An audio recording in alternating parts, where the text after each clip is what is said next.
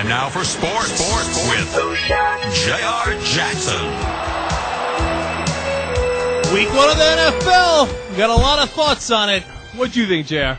Well, I sat down on Saturday, very excited for the games. You know, it's the second week of college football. I sat down with my Bears, kicked it by myself, had a great day. Come Sunday, I'm ready to do the same thing I said I'm going to repeat all weekend. There was times I'd get up, walk away, and be like, I'll catch the second half. You know why, JR? I totally know why. It's because you're not playing fantasy football this year. Mm-hmm. Okay? When you got fantasy football going on, you're not leaving for a minute. What's that? What? Randy Moss to Brady. Proving my point. I'm relaxed now. Oh, you're bored now. Okay, that's what the problem is. When you got fantasy football going on, you're like, Travis Henry, what did he do? Oh, he got another 7 yards. That's great. Oh, okay. Misery. So, no. I loved it in the beginning. No, actually, Thursday night, I hated it when my team did terrible. Sunday during the day, I loved it as my Tom Brady in the 4th round and Randy Moss in the 5th round picks kicked ass. And then Sunday night, Tony Romo picked me apart, man. He crushed all my hopes. And I'm so pissed at Tony Romo. And then I got Brandon Jacobs and he got hurt. I'm so pissed. But look, overall, getting back to the real NFL, coming into the season, a lot of people thought Patriots, Colts, Chargers. Those are the 3 teams in the NFL. After week 1, my new analysis is my old analysis. There are 3 teams in the NFL: Patriots, Colts, Steelers. Of course. You know why? Why? Mr. New Jersey all of a sudden somehow is a Steelers fan, but that's been your whole life. I understand that. But once again, it's going off of just like your fantasy team. It goes off of what you think, not what's actually going to happen. It goes off the beating that the Steelers gave the Browns. Now, I know Browns aren't the world's greatest team, and the Patriots, Jets are not a bad team, and the Patriots dismantled them, and the Saints are a really good team, and the Colts destroyed them. So the Colts and the Patriots are the 2 powerhouses. I just happen to believe that Roethlisberger's a winner, and I mean, he proved it 2 years ago, obviously, and I think that they're going to challenge, but they're kind of a wild card. I totally concede that. And it's I'm both excited about the season, and I'm excited about how great the Colts and the Patriots are, even though I hate the Colts, right?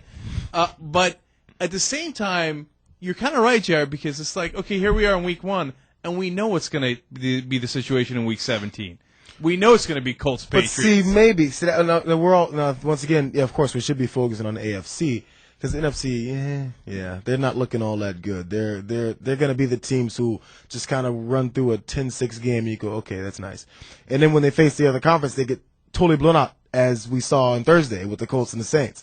Everybody's expecting firepower from the Saints, which is going to happen still. They still have their weapons. They're still going to have their nice explosive offense, but against a lot of NFC teams, they can do that much easier. Now, the NFC sucks. It's not even worth discussing. Like, Dallas scored 45 points on Sunday night, right? Yeah, God bless, go forward. They played against the Giants, who suck even more. But you think Wade Phillips is going to win a Super Bowl? You're not going to win if you win no Super Bowl. He looked good, man. Yeah, no. And then, speaking for all the receivers everybody hates, one of them, T.O., went crazy. I liked that. I'd love to catch him back in the end zone. That was beautiful. Hey, it's showing real from. I like to see those receivers like him, Randy Moss, have some nice catches, see a little bit of a celebration going, and have everybody see the reaction for it. I like to see that happen, though. Right.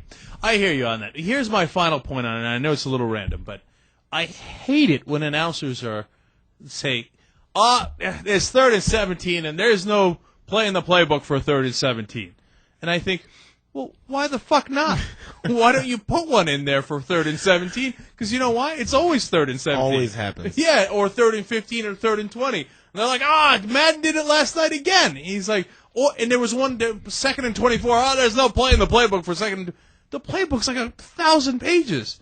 Put a couple of plays in there for 2nd and 24 and 3rd and 17. You know who's going to need it a lot more? Speaking of the game that did stick out to me, not the whole game, but a little thing I was watching. We all know about Michael Vick getting shipped off. Right. So here comes Joey Harrington again. Of course, the journeyman who never really found his spot, had so much potential, throws 2 interceptions for touchdowns.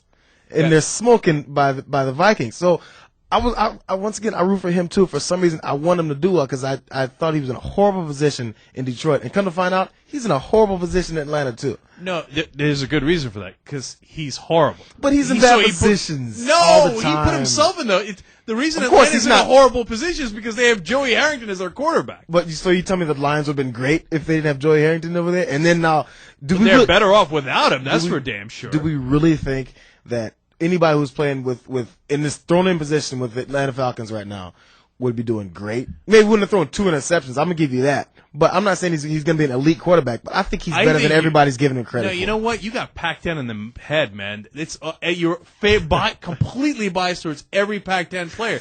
Dude, he sucks. He's terrible. You know, at one point he threw an interception to a defensive lineman, and the announcer said, "That's Joey Harrington being Joey Harrington." Because everybody's that's now a Harrington when you throw an interception to a lineman. Hey, dude, with Michael Vick, that team is good. With Matt Schaub, that team would have been fine. With Joey Harrington, that team is abysmal.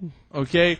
There's no excuse for it. Every quarterback, not every, I'd give you about most quarterbacks have thrown an interception to a defensive lineman. Because you know what? They're 6'7", and their wingspan is huge. They put their hands up and jump. Sometimes they get their hands on the ball. It happens sometimes. All right. I'm not saying he's great. Now, let's not get the situation wrong. But I think he's getting the raw rap immediately. Week 1, all of a sudden, we shut his ass out again. All right. I bet you on every game with the Falcons. I bet you that Harrington. They're going 0-16. No, but I'll bet you every single game, and they'll go 3-13, and I'll beat you 13 times. Okay, that's what's going to happen because Harrington is terrible. All right, that's week 1 for you. Tune back in for week 2, Young Turks.